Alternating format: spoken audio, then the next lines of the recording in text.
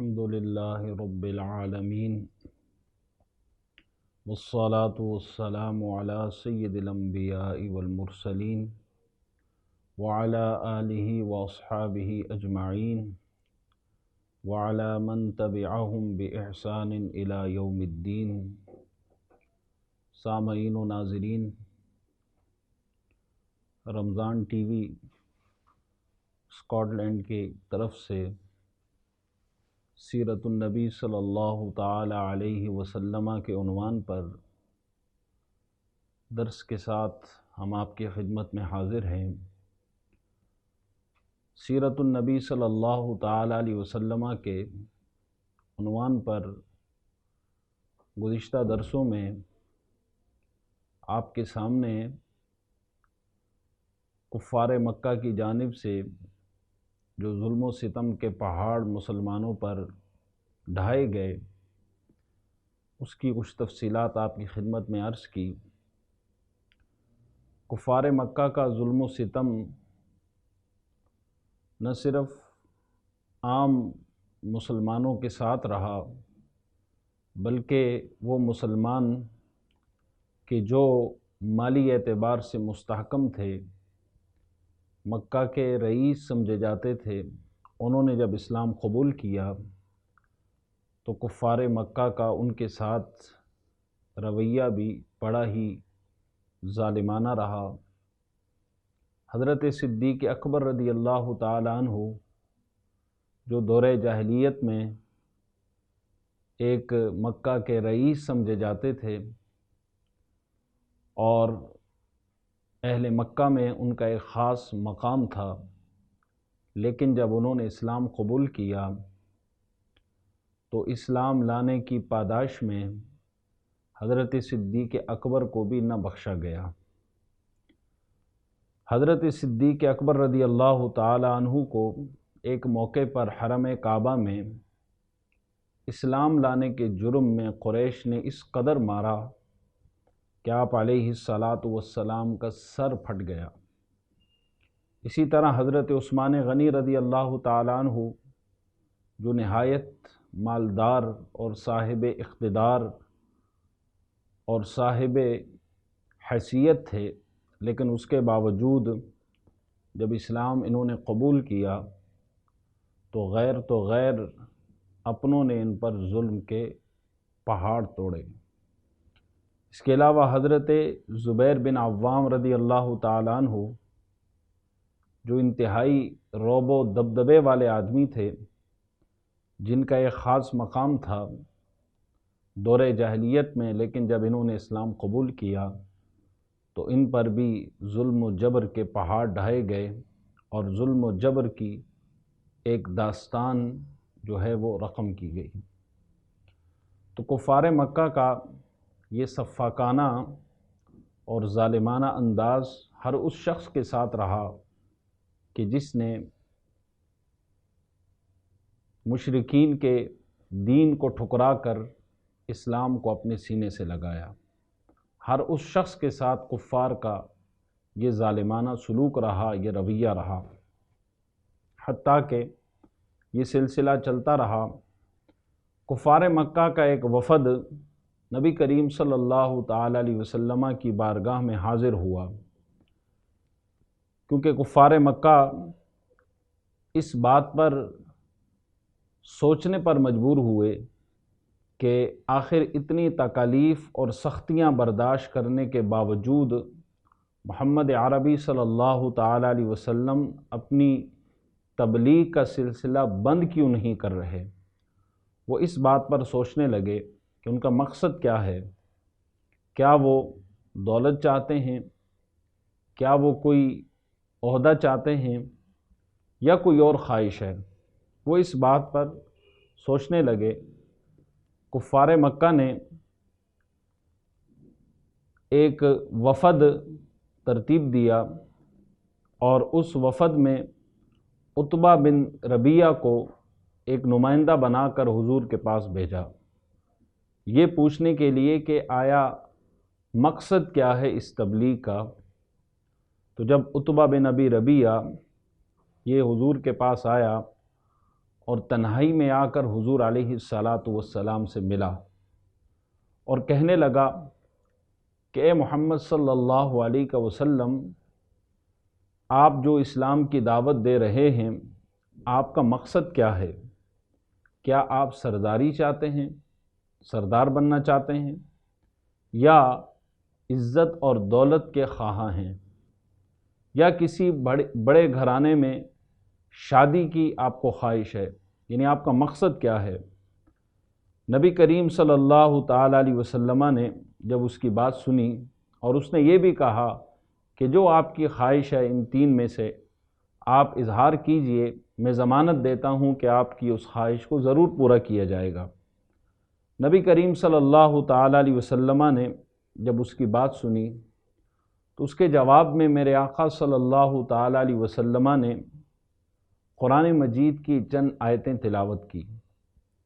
چند آیات پڑھ کر عتبہ بن ابی ربیعہ کو سنائی۔ عتبہ بن ربیعہ نے جب قرآن سنا، اللہ کا مقدس کلام اللہ کے رسول کی زبان سے سنا، تو قرآن مجید سن کر وہ اس قدر متاثر ہوا کہ اس کے جسم کا رونگٹا رونگٹا اور بدن کا بال بال اللہ رب العزت کے خوف سے کانپنے لگا۔ وہ بڑا متاثر ہوا اور اس نے نبی کریم صلی اللہ تعالیٰ علیہ وسلم کے منہ پر ہاتھ رکھ کر کہا کہ میں آپ کو آپ کے قریبی رشتہ دار کا واسطہ دے کر آپ سے درخواست کرتا ہوں کہ بس کیجئے، میرا دل اس کلام کی عظمت سے پھٹا جا رہا ہے۔ عتبہ جب لوٹا حضور علیہ الصلاۃ والسلام کی بارگاہ سے تو اس کے دل کی دنیا میں ایک انقلاب رونما ہو چکا تھا۔ عتبہ ایک بڑا شاعر بھی تھا، ساحر البیان تھا، فصیح و بلیغ خطیب تھا، لیکن اس نے واپس لوٹ کر سرداران قریش سے کہہ دیا کہ محمد عربی صلی اللہ تعالیٰ علیہ وسلم جو کلام پیش کرتے ہیں، نہ وہ کلام جادو ہے، نہ وہ کلام کہانت ہے، نہ وہ کلام شاعری ہے، نہ کوئی اور چیز ہے۔ اس نے کہا کہ میری رائے یہ ہے کہ تم ان کو ان کے حال پہ چھوڑ دو، اگر وہ کامیاب ہو کر سارے عرب پر غالب آ گئے تو ہم قریشیوں کی عزت بڑھے گی، اور اگر وہ غالب نہ آ سکے تو عرب خود ان کو فنا کر دے گا۔ اب اس نے ایک مشورہ سامنے رکھا، ایک رائے سامنے رکھی کفار قریش کی۔ چاہیے تو یہ تھا کہ کفار قریش اس کی رائے کو تسلیم کرتے اور مسلمانوں پر ظلم و ستم کا سلسلہ یہیں پر روک دیتے، لیکن انہوں نے اس مخلصانہ مشورے کو قبول نہیں کیا اور مسلمانوں پر جو ظلم و ستم کا جو سلسلہ تھا اس میں مزید اضافہ کر دیا۔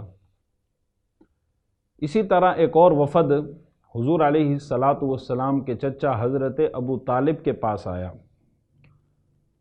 کفار قریش میں سے کچھ افراد ایسے ضرور تھے جو صلح پسند تھے اور وہ چاہتے تھے کہ بات چیت کے ذریعے جو معاملہ ہے وہ طے ہو جائے۔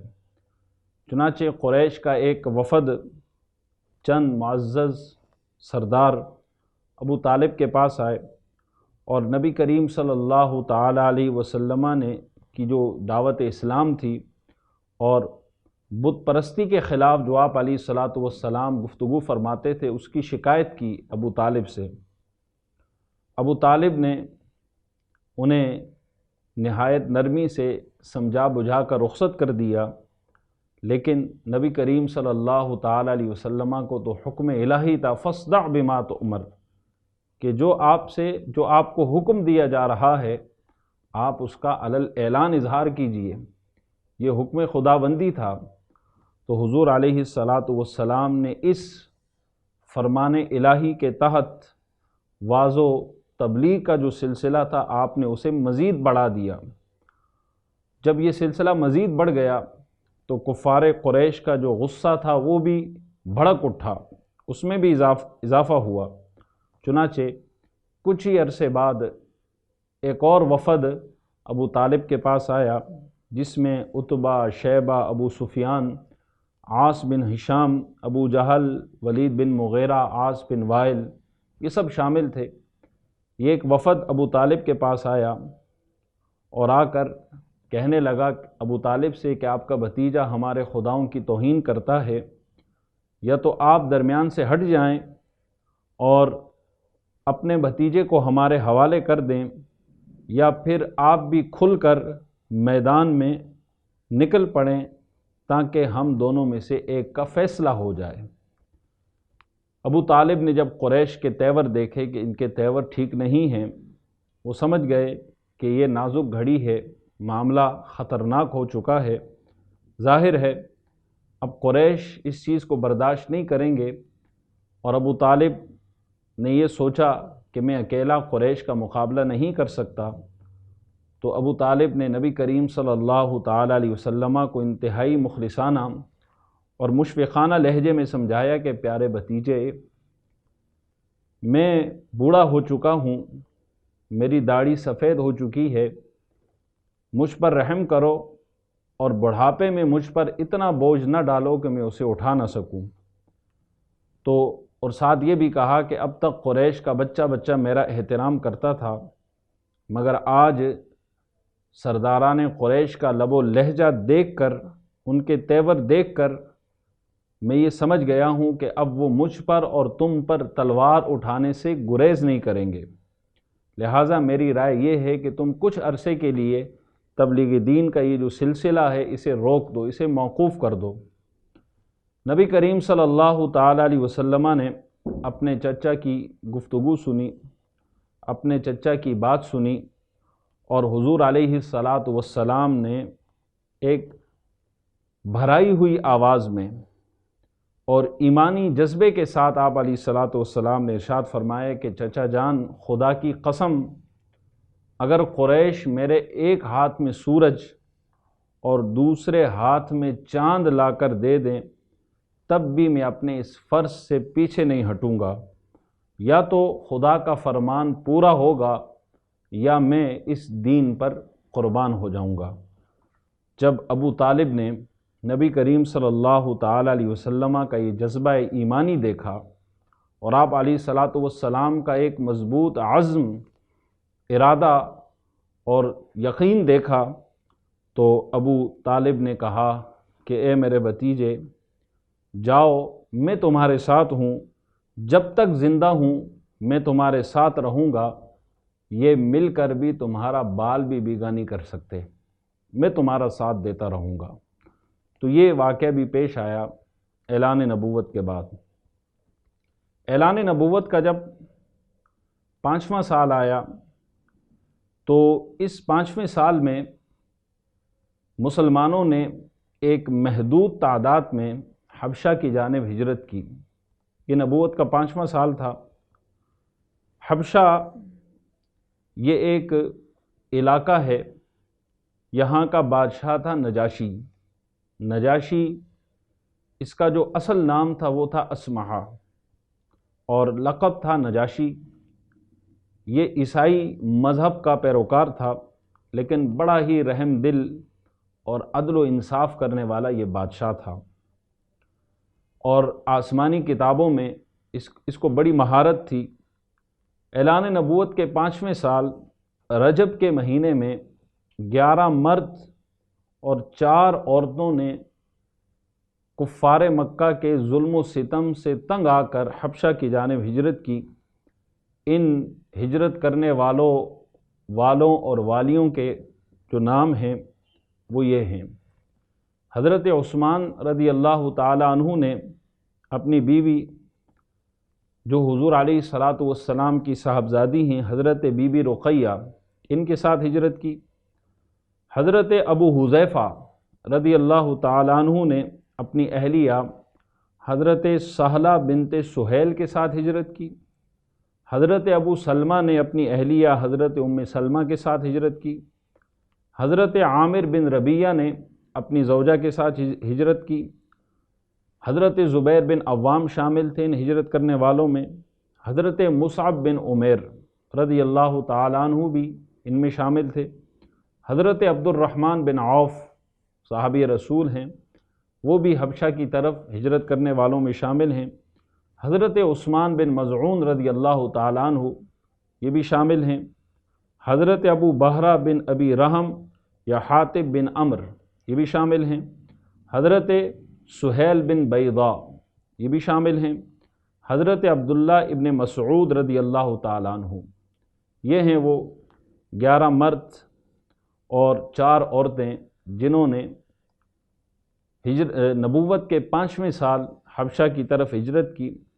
کفار مکہ کو جب معلوم ہوا، ان کو جب پتہ چلا کہ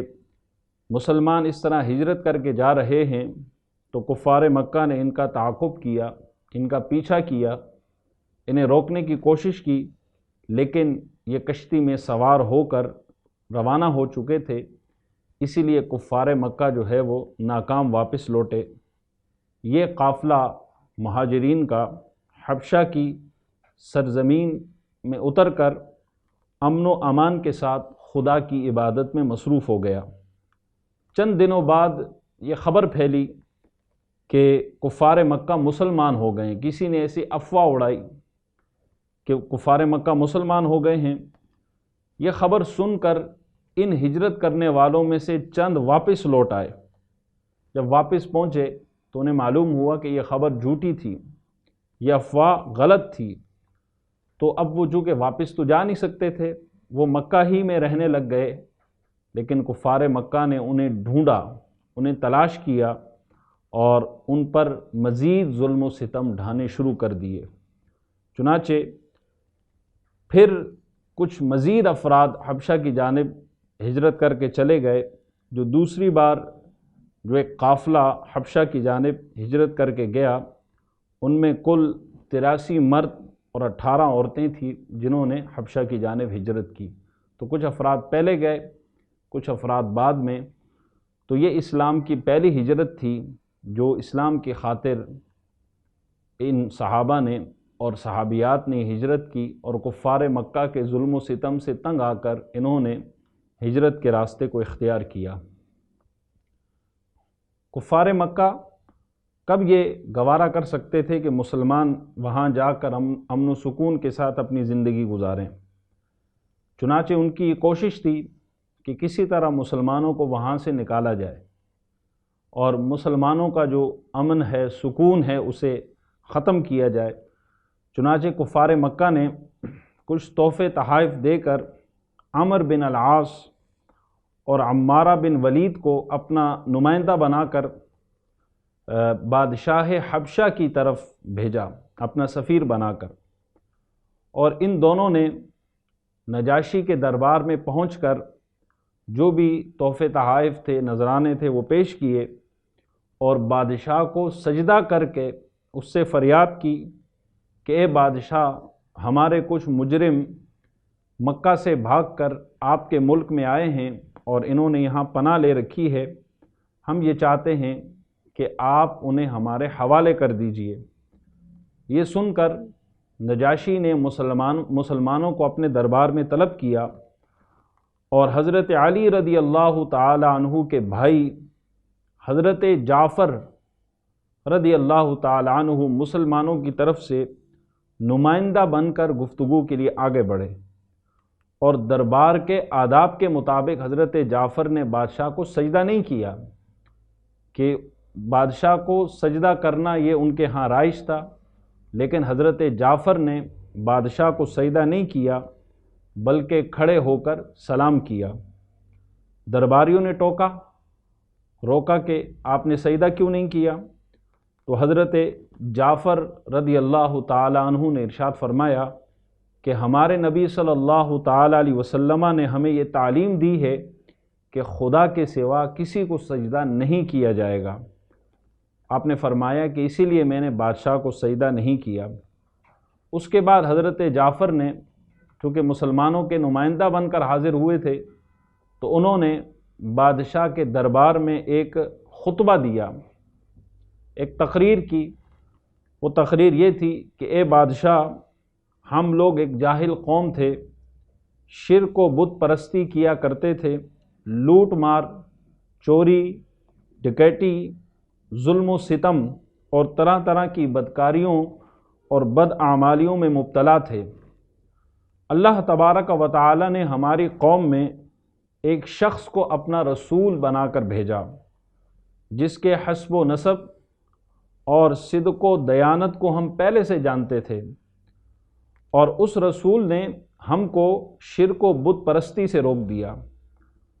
اور صرف ایک خدائے واحد کی عبادت کا حکم دیا، اور ہر قسم کے ظلم و ستم اور تمام قسم کی برائیوں سے ہمیں منع کیا۔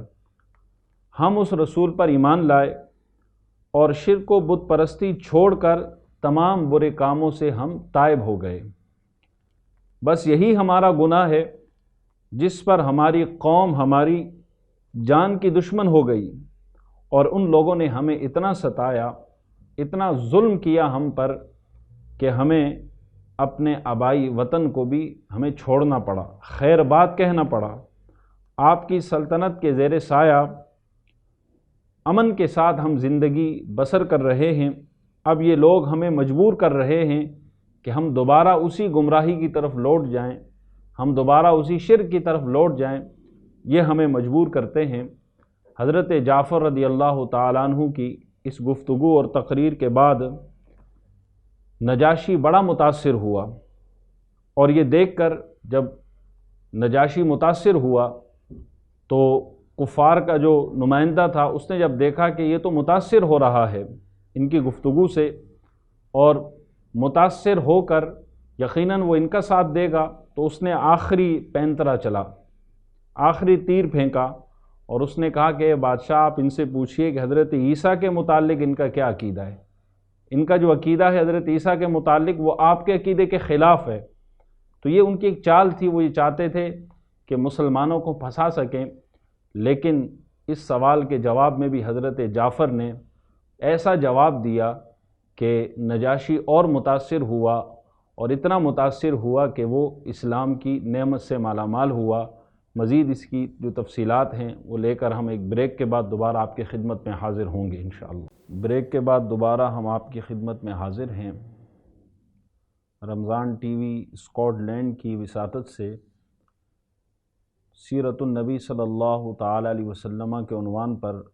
سلسلہ وار درس آپ کی خدمت میں ہم پیش کر رہے ہیں۔ بریک سے پہلے جو گفتگو کا سلسلہ تھا اسی کو ہم دوبارہ جوڑیں گے کہ نجاشی کے دربار میں حضرت جعفر رضی اللہ تعالی عنہ نے جو گفتگو کی تو کفار قریش کے نمائندے نے نجاشی سے کہا کہ حضرت عیسیٰ علیہ السلام کے بارے میں ان کا جو عقیدہ اور نظریہ ہے وہ آپ کے نظریے اور عقیدے کے خلاف ہے۔ تو نجاشی نے جب یہ بات سنی تو اس نے مسلمانوں سے ان کے حضرت عیسیٰ کے متعلق عقیدے اور نظریے کے بارے میں پوچھا، تو اس کے جواب میں حضرت جعفر رضی اللہ تعالی عنہ نے قرآن مجید کی تلاوت کی، سورہ مریم کی آپ نے تلاوت کی۔ جب نجاشی نے قرآن مجید کی مقدس آیات کو سنا، کلام باری تعالیٰ کو سنا، تو وہ اس قدر متاثر ہوا کہ اس کی آنکھوں سے آنسو جاری ہو گئے، اور اسی منظر کو خالق کائنات نے قرآن مجید میں یوں بیان کیا، وَإِذَا سَمِعُوا مَا أُنزِلَ إِلَى الرَّسُولِ تَرَىٰ أَعْيُنَهُمْ تَفِيضُ مِنَ الدَّمْعِ مِمَّا عَرَفُوا مِنَ الْحَقِّ۔ اللہ فرماتا ہے کہ جب وہ سنتے ہیں اسے کہ جو رسول کی طرف نازل کیا گیا تو تم ان کی آنکھیں دیکھتے ہو کہ ان کی آنکھیں آنسو بہا رہی ہوتی ہیں اس وجہ سے کہ انہوں نے حق کو پہچان لیا۔ تو نجاشی نے قرآن مجید سنا، قرآن کا اس پر اثر ہوا، اس کے دل پر اثر ہوا، اور اس پر رقت طاری ہو گئی، اور اس کی آنکھوں سے آنسو جاری ہو گئے۔ تو حضرت جعفر رضی اللہ تعالیٰ عنہ نے فرمایا کہ جو کچھ میں نے آپ کے سامنے بیان کیا، ہمارے رسول صلی اللہ تعالیٰ علیہ وسلم نے ہمیں یہی سکھایا، ہمیں یہی بتایا کہ حضرت عیسیٰ علیہ السلام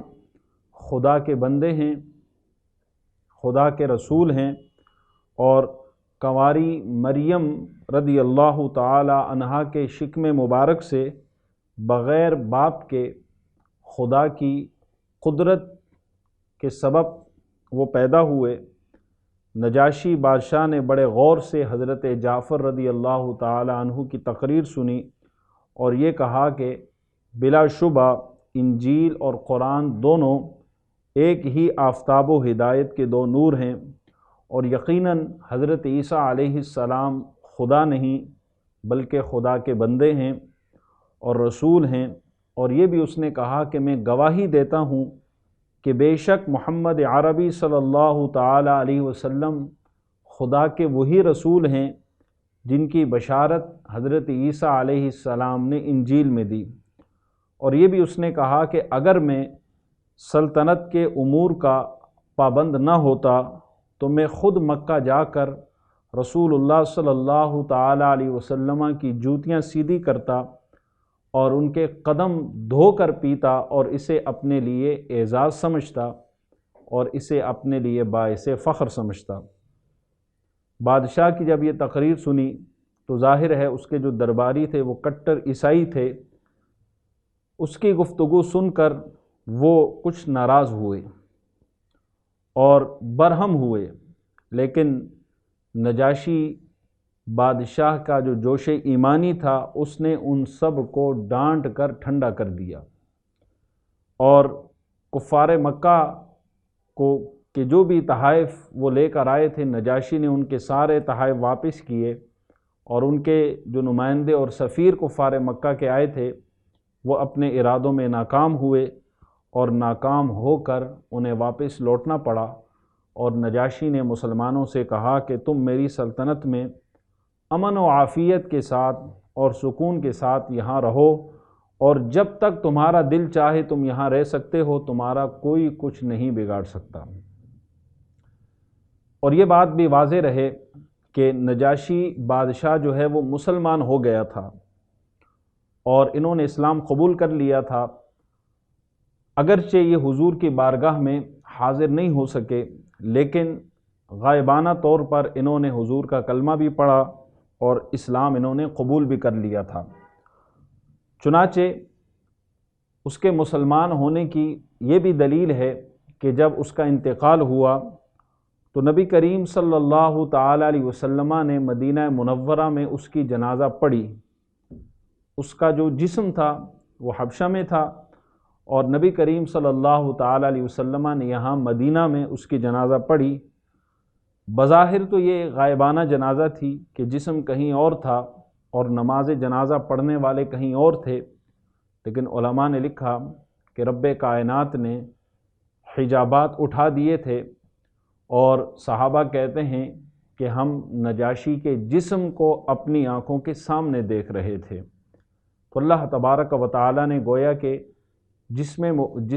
نجاشی کے جسم کو لا کر حضور علیہ السلام کے سامنے رکھ دیا، اور اس طرح حضور علیہ السلام نے اور صحابہ کرام نے ان کی جنازہ پڑھی اور ان کو حبشہ ہی میں دفن کیا گیا، اور حضور علیہ السلام نے ان کے لیے مغفرت کی دعا بھی کی۔ تو یہ سارے دلائل ہمیں بتاتے ہیں کہ نجاشی نے اسلام قبول کر لیا تھا، اور اگرچہ صحابہ میں ان کا شمار نہیں ہوگا لیکن تابعین میں ان کا شمار کیا جائے گا، اور خیر التابعین میں ان کا شمار کیا جائے گا۔ حضرت ابو بکر صدیق رضی اللہ تعالیٰ عنہ جب مسلمان حبشہ کی طرف ہجرت انہوں نے کی تو حضرت صدیق اکبر رضی اللہ تعالیٰ عنہ بھی حبشہ کی طرف ہجرت کرنے کی نیت سے مکہ سے روانہ ہوئے، لیکن راستے میں ایک مقام آتا ہے برق و غمات۔ برق و غمات کے مقام پر جب حضرت صدیق اکبر رضی اللہ تعالیٰ عنہ پہنچے، جب یہ قافلہ وہاں پہنچا تو وہاں پر ایک شخص تھا جو ایک قبیلے کا سردار تھا جس کا نام تھا مالک بن دغنہ۔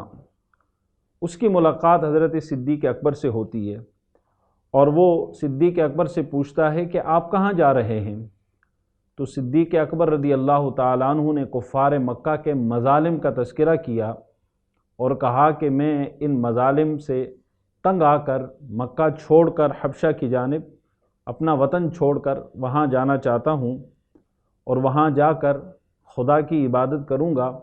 اور امن و سکون کے ساتھ اپنی زندگی بسر کروں گا۔ ابن دغنہ نے حضرت صدیق اکبر رضی اللہ تعالیٰ عنہ سے کہا کہ آپ جیسا شخص شہر سے نہ نکل سکتا ہے نہ اسے نکالا جا سکتا ہے، کیوں؟ اس کی وجہ کیا ہے؟ اس نے کہا کہ آپ تو دوسروں کا بوجھ اٹھاتے ہیں، آپ مہمان نوازی کرتے ہیں، آپ خود کما کر مفلسوں اور محتاجوں کو کھلاتے ہیں، اور اگر کوئی مصیبت میں گھرا ہوا شخص آپ کو مدد کے لیے بلائے تو آپ دوڑے چلے جاتے ہیں۔ ابن دغنہ نے حضرت صدیق اکبر رضی اللہ تعالیٰ عنہ کے بارے میں جو صفات بیان کی، یہ وہی 5 صفات تھی جو حضرت خدیجۃ الکبریٰ نے حضور کے بارے میں بیان کی تھی، جس کا تذکرہ پیچھے آ چکا ہے۔ حضرت خدیجۃ الکبریٰ نے یہ 5 صفات حضور کے بارے میں بتائی تھی کہ اللہ تبارک و تعالیٰ آپ کو ضائع نہیں کرے گا، کیونکہ آپ کے اندر یہ 5 صفات پائی جاتی ہیں۔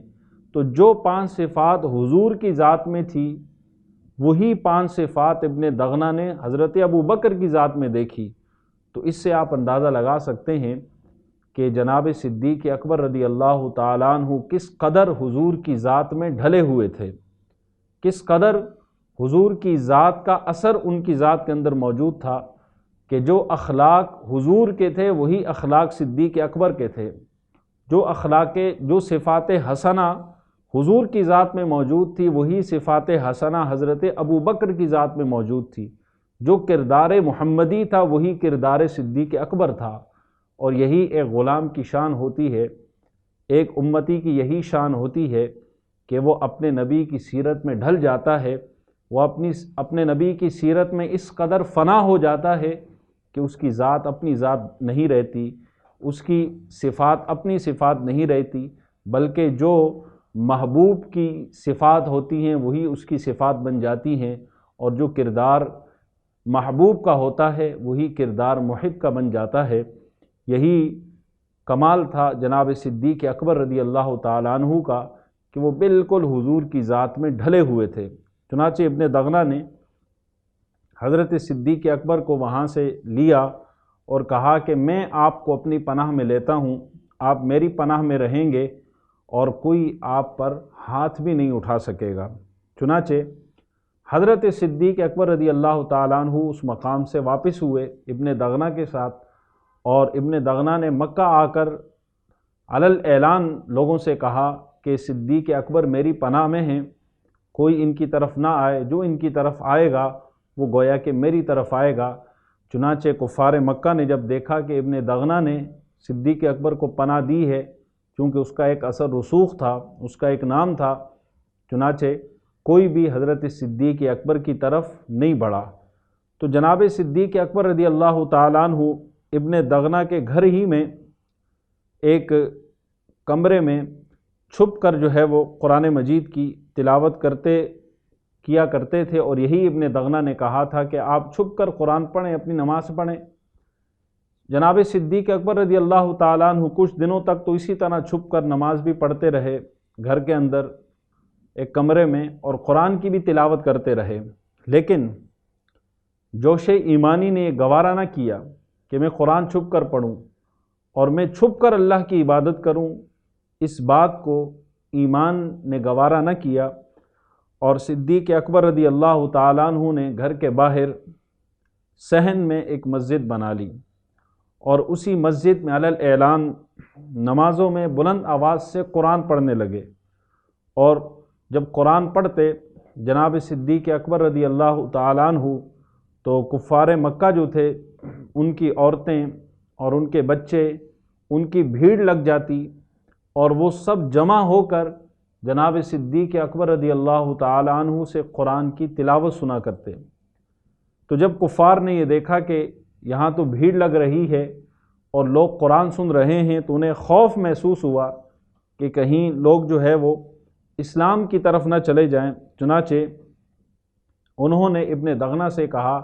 کہ آپ اسے روکیں۔ ابن دغنہ نے حضرت ابو بکر صدیق سے کہا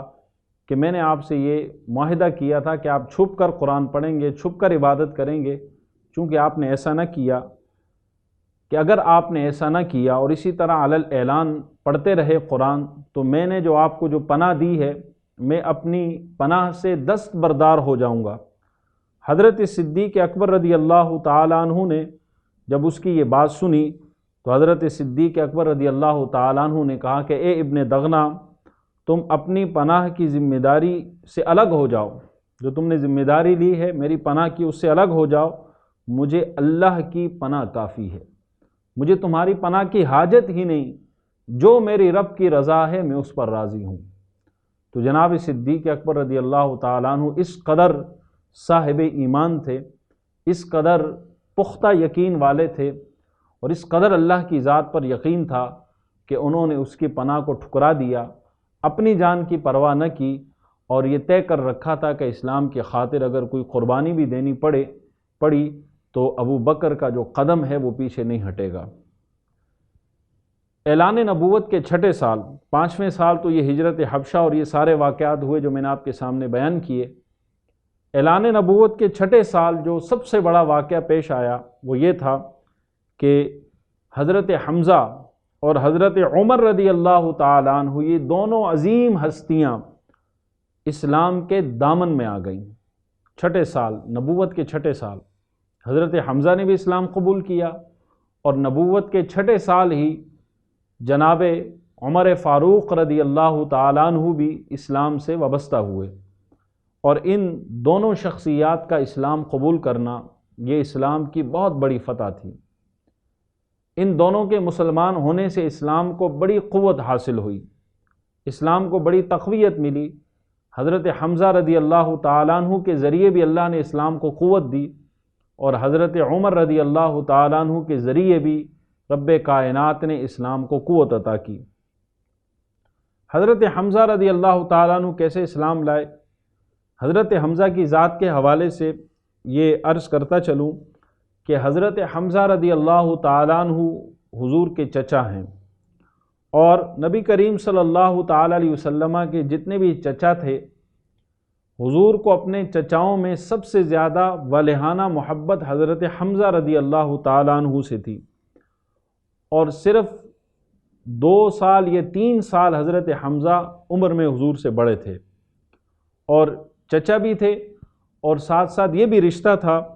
کہ حضرت حمزہ رضی اللہ تعالیٰ عنہ نے حضرت صوبیہ کا دودھ پیا تھا،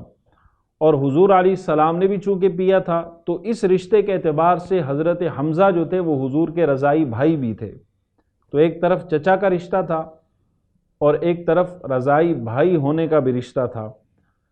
حضرت حمزہ رضی اللہ تعالیٰ عنہ نے جب اسلام قبول کیا تو یہ کیسے اسلام کی طرف آئے، اس حوالے سے علماء نے یہ تفصیلات بیان کی ہیں کہ حضرت حمزہ رضی اللہ تعالیٰ عنہ کی عادت مبارکہ تھی کہ روزانہ صبح جو ہے وہ تیر لے کر شکار کے لیے نکل جاتے، شکار کرتے، اور شام کو واپس آ جاتے تھے، یہ ان کا معمول تھا زندگی کا۔ تو حضرت حمزہ رضی اللہ تعالیٰ عنہ ایک دن شکار کے لیے گئے، جب شکار سے واپس آئے تو ان کی بہن حضرت بی بی صفیہ رضی اللہ تعالیٰ عنہ نے ان کو بتایا کہ آج ابو جہل نے آپ کے بھتیجے محمد عربی صلی اللہ تعالیٰ علیہ وسلم کے ساتھ بہت بے ادبی اور گستاخی کی ہے۔ یہ جب بات سنی حضرت حمزہ رضی اللہ تعالیٰ عنہ نے تو آپ کو بہت غصہ آیا، اور اس غصے میں حضرت حمزہ رضی اللہ تعالیٰ عنہ کا خون کھولنے لگا۔ آپ نے تیر کمان لیا اور سیدھا مسجد حرام میں پہنچے اور دیکھا کہ ابو جہل وہاں بیٹھا ہے۔ حضرت حمزہ اس کے قریب گئے اور اپنی کمان سے ابو جہل کے سر پر اس زور سے مارا کہ اس کا سر پھٹ گیا اور خون ابلنے لگا، اور آپ نے اس سے کہا کہ کیا تو میرے بھتیجے کو گالیاں دیتا ہے، اسے مارتا ہے؟ تجھے خبر نہیں کہ میں نے بھی ان کا دین قبول کر لیا ہے، میں نے ان کا دین قبول کر لیا ہے۔ ابو جہل نے جب یہ بات سنی تو اس کے ہاتھ رک گئے، اگرچہ اس کے حامی حضرت حمزہ کو مارنے کے لیے آگے بڑھے، لیکن ابو جہل نے انہیں روک دیا، کیونکہ وہ جانتا تھا کہ حضرت حمزہ سے جنگ بنو ہاشم سے جنگ ہے اور بنو ہاشم سے جنگ کرنے کی طاقت ان میں نہیں تھی۔ تو یہ وہ بنیادی واقعہ تھا کہ جس کی وجہ سے حضرت حمزہ اسلام کی طرف آئے اور انہوں نے اسلام قبول کیا، اور ان کے اسلام لانے سے اسلام کو بڑی تقویت حاصل ہوئی۔ جب انہوں نے اسلام قبول کیا تو انہوں نے کچھ اشعار کہے جو عربی زبان میں ہیں، وہ اشعار اور ان کا ترجمہ میں آپ کی خدمت میں عرض کرتا ہوں۔ انہوں نے اسلام قبول کرنے کے بعد بلند آواز سے یہ اشعار پڑھے۔ انہوں نے کہا کہ حمدت اللہ حین ہدا فؤادی الی الاسلام والدین الحنیف، کہ میں اللہ کی حمد و ثنا کرتا ہوں، اللہ کی تعریف کرتا ہوں اس بات پر کہ رب کائنات نے میرے دل کو اسلام کی طرف اور دین حنیف یعنی دین اسلام کی طرف ہدایت اور رہنمائی عطا کی۔ اور ساتھ ساتھ یہ بھی انہوں نے کہا کہ اذا تلیت رسائلہ علینا تحدر دمع ذی اللب الحصیف، انہوں نے کہا کہ جب اسلام کی تلاوت، اسلام کی آیات، اسلام کے احکامات کی جب ہمارے سامنے تلاوت کی جاتی ہے تو با کمال عقل والے لوگوں کی آنکھوں سے آنسو بہہ جاتے ہیں، یعنی ان کی آنکھوں سے آنسو جاری ہوتے ہیں۔ اور ساتھ ساتھ انہوں نے یہ بھی کہا کہ وَأَحْمَدُ مُصْطَفَىٰ فِينَا مُطَاعٌ فَلَا تَغْشُوهُ بِالْقَوْلِ الْعَنِيفِ، آپ نے کہا کہ خدا کے برگزیدہ احمد مجتبی محمد عربی صلی اللہ تعالی علیہ وسلم ہمارے مقتدیٰ ہیں، تو اے کافرو اپنی باطل بکواس سے ان پر غلبہ حاصل مت کرو۔ تو یہ ان کے اشعار ہیں جو انہوں نے اسلام قبول کرنے کے بعد بلند آواز سے پڑھے اور سب کو بتایا کہ میں اسلام لا چکا ہوں، میرے دل میں اسلام گھر کر چکا ہے۔ تو یہ نبوت کے چھٹے سال جو سب سے بڑا واقعہ پیش آیا وہ حضرت حمزہ کا اسلام لانا ہے، اور ساتھ ساتھ حضرت عمر کا اسلام قبول کرنا ہے۔ نبی کریم صلی اللہ تعالیٰ علیہ وسلم نے اللہ کی بارگاہ میں یہ دعا کی تھی کہ اللہ عمر بن خطاب یا عمر بن حشام ان میں سے کسی ایک کے ذریعے اسلام کو قوت اور غلبہ عطا فرما۔ عمر بن حشام ابو جہل کا نام ہے، تو اس کے حق میں تو یہ دعا قبول نہ ہوئی، بلکہ اللہ تبارک و تعالی نے حضرت عمر کے حق میں حضور علیہ الصلاۃ کی اس دعا کو قبول کیا، اور ان کے دل میں اللہ تبارک و تعالی نے اسلام کی محبت پیدا کی، اسلام کی تڑپ پیدا کی، اور حضرت عمر بالآخر اسلام سے وابستہ ہوئے۔ ان کے اسلام لانے کے جو واقعات ہیں وہ مختلف ہیں، کتابوں میں موجود ہیں سیرت کی۔ سب سے جو مشہور واقعہ ہے میں وہ آپ کی خدمت میں عرض کرتا ہوں۔ ویسے کئی اور واقعات بھی علماء نے بیان کیے، تاریخ الخلفاء اور دیگر کتابوں میں مختلف واقعات موجود ہیں، لیکن جو سب سے مشہور واقعہ ہے وہ یہ ہے کہ حضرت عمر رضی اللہ تعالیٰ عنہ کی بہن اور ان کے بہنوئی یہ دونوں اسلام لا چکے تھے، اور انہوں نے کلمہ پڑھ لیا تھا، اور اولین سابقین جو سب سے پہلے جو اسلام لانے والے تھے ان میں حضرت عمر کی بہن اور حضرت عمر کے بہنوئی شامل ہیں۔ حضرت عمر رضی اللہ تعالیٰ عنہ ایک دن تلوار لیے، ننگی تلوار جسے کہتے ہیں، وہ لیے ہاتھوں میں جا رہے تھے، اور راستے میں ایک شخص سے ان کی ملاقات ہوئی، حضرت نعیم بن عبداللہ سے، یہ صحابی رسول، ان سے ملاقات ہوئی۔ انہوں نے پوچھا کہ عمر ننگی تلوار لے کر کہاں جا رہے ہو؟ تو وہ کہنے لگے کہ میں آج بانی اسلام کا فیصلہ کرنے جا رہا ہوں، اور ان کا سر قلم کر کے آج اسلام کا خاتمہ کرنے جا رہا ہوں۔ تو حضرت نعیم بن عبداللہ نے کہا کہ عمر وہاں بعد میں جانا، پہلے اپنے گھر کی خبر لو، تمہاری بہن فاطمہ بنت خطاب اور تمہارے بہنوئی سعید بن زید بھی تو مسلمان ہو گئے ہیں۔ تو حضرت عمر رضی اللہ تعالیٰ عنہ نے جب یہ بات سنی تو ان کا جو غصہ تھا وہ ظاہر ہے وہ زیادہ ہو گیا۔ تو وہ پہلے اپنی بہن کے گھر جاتے ہیں، دروازہ کھٹکھٹاتے ہیں، اور دروازہ کھٹکھٹانے کے بعد چونکہ اندر لوگ چھپ کر قرآن مجید کی تلاوت کر رہے تھے، تو جب دروازے پر ایک دستک سنی، آواز سنی، تو سب لوگ ڈر گئے اور قرآن کے اوراق ادھر ادھر رکھ کر انہوں نے چھپا دیے۔ تو اس کی مزید تفصیلات انشاءاللہ اگلے درس میں آپ کو ہم بتائیں گے۔ اللہ تبارک و تعالیٰ کی بارگاہ میں دعا ہے رب کائنات ہم سب کو سرکار دو عالم صلی اللہ تعالیٰ علیہ وسلم کی سیرت مبارکہ پڑھنے سمجھنے اور اسے اپنی زندگی کا حصہ بنانے کی توفیق عطا فرمائے۔ وما علیہ الا البلاغ المبین۔